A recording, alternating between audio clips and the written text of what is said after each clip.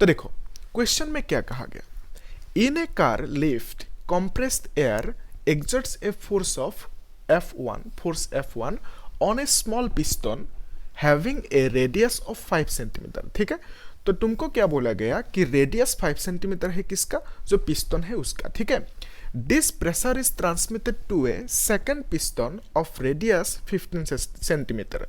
तो इसका मतलब दो पिस्टन की बात हो रही है यहाँ पे। ठीक है, तो देखो इस क्वेश्चन को समझने से पहले हम लोग हाइड्रोलिक लिफ्ट को थोड़ा सा समझ लेते हैं। ठीक है, तो एक्चुअल में हाइड्रोलिक लिफ्ट है क्या और दिखता कैसे है। ठीक है, लास्ट क्लास में हमने समझाया था ये सब, फिर भी कोई दिक्कत नहीं, अगर वीडियो वो नहीं देखे हो तो आप लोग इसको देख लो। ठीक है, तो यहाँ पे क्या है, ये एरिया एक एरिया है और ये एरिया इसको हम नाम दे देते हैं A2 एरिया और इसका नाम देते हैं A1 एरिया। ठीक है, तो अभी ध्यान से देखो, इसमें लिक्विड रखा गया। ओके, तो ये लिक्विड क्या होता है, इनकम्प्रेसिबल लिक्विड होता है। ठीक है, इनकम्प्रेसिबल लिक्विड।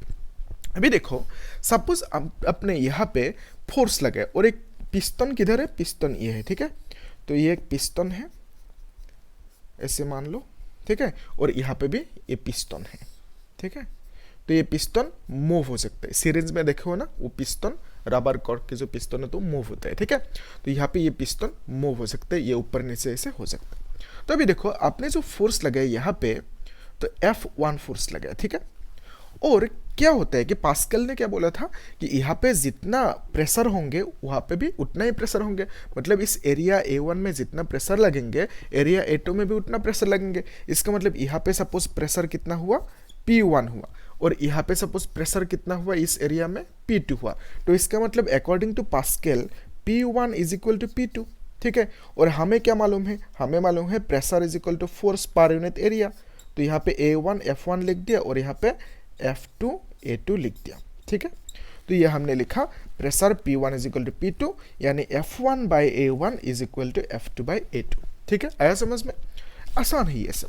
तो अभी देखो ये जो F1 फोर्स लगा यहाँ पे, बिकॉज ऑफ दैट फोर्स ये लिक्विड इस पे एक फोर्स लगाएंगे। ठीक है, वो फोर्स कितना होंगे, F2 होंगे। ओके, तो ये जो F2 फोर्स लगा यहाँ पे, ये फोर्स ज़्यादा होंगे क्योंकि ये एरिया ज़्यादा है। वही तो खेल है ना हाइड्रोलिक लिफ्ट का। आपने यहाँ पे क्या किया, थोड़ा सा फोर्स लगाया and because of that small force यहाँ पे एक बड़ा सा फोर्स की इफेक्ट क्रिएट हो गया। ठीक है, तो थोड़ा सा छोटा सा फोर्स से आपने ज़्यादा फोर्स की क्रिएशन किया। ठीक है, तो यहाँ पे अगर सपोज एक गाड़ी रख दी आपने, ठीक है, एक ऐसे कुछ प्लेट टाइप का है, इसमें एक गाड़ी रख दी, मर्सिडीज बेंज है ना। हाँ, कुछ दूध दानी जैसे लग रहे हैं ना बच्चों की। हाँ, दूध पीते हैं जो।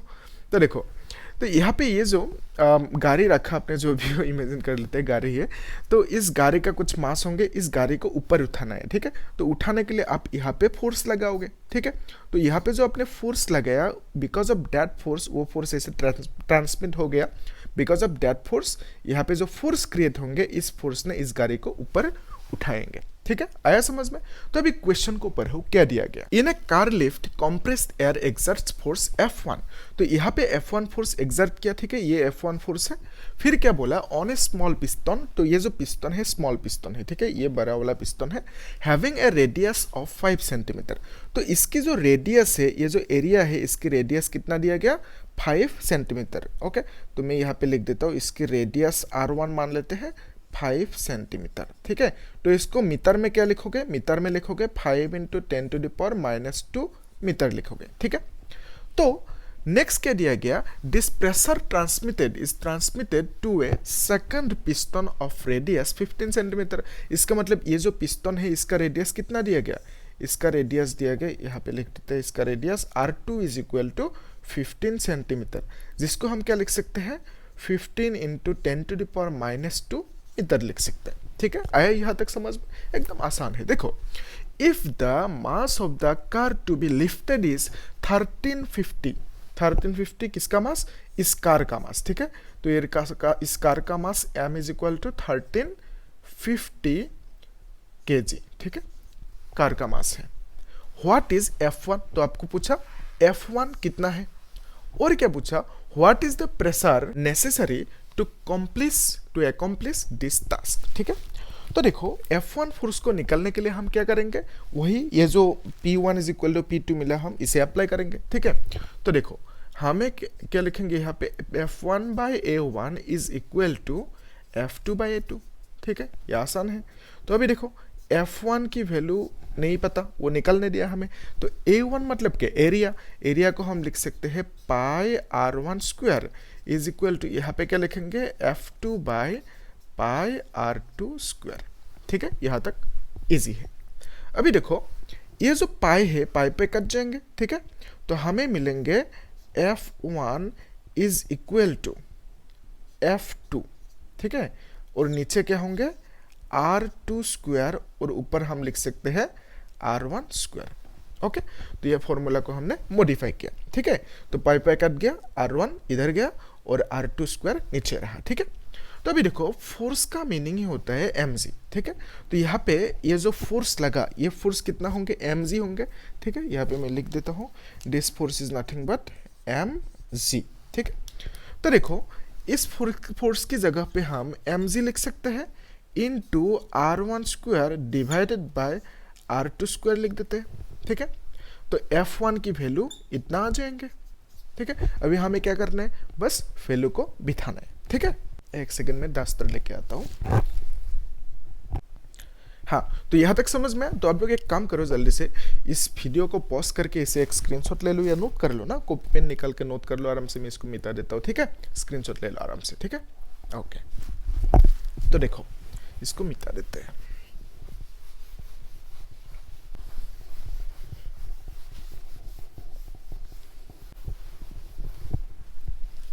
ओके तो ये जो F1 की फॉर्मूला है, F1 इज इक्वल टू कितना, F1 is equal to mg R1 square divided by R2 square, है ना।